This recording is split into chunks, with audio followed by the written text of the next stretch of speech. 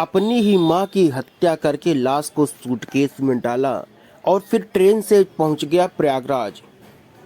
किस चक्कर में था ये?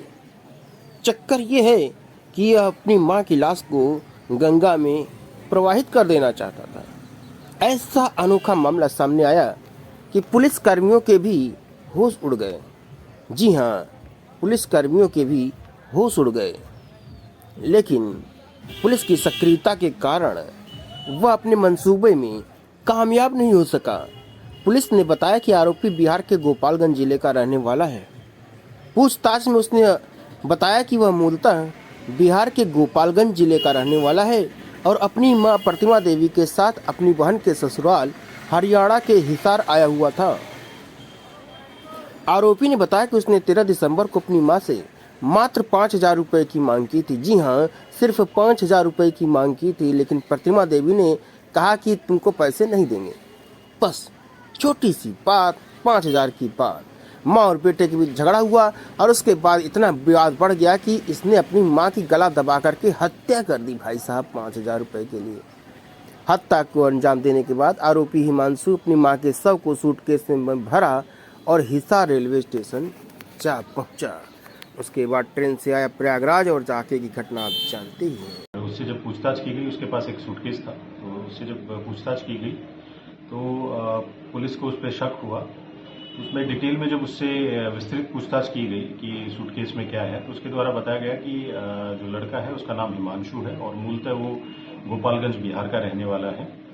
और उस सूटकेस में जब उसको खुलवा के देखा गया तो उसमें एक महिला की डेड बॉडी मिली थी।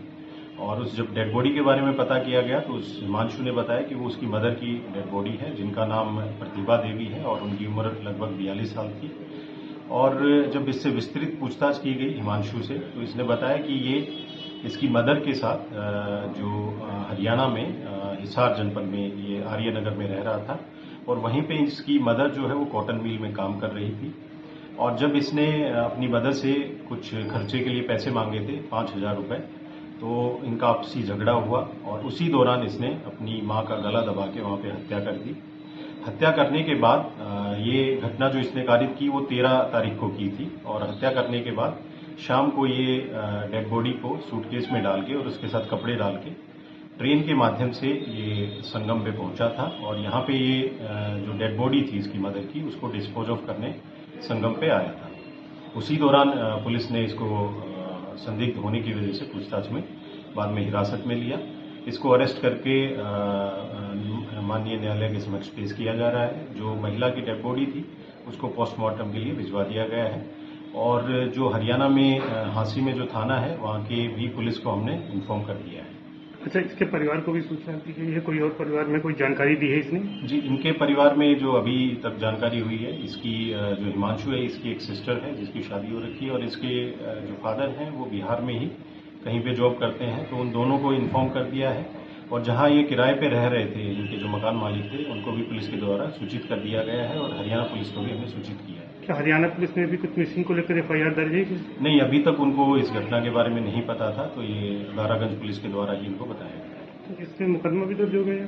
हाँ, FIR इसमें दर्ज हो चुकी है और जो संबंधित थाना था हरियाणा में उसको भी हमने सूचित कर दिया।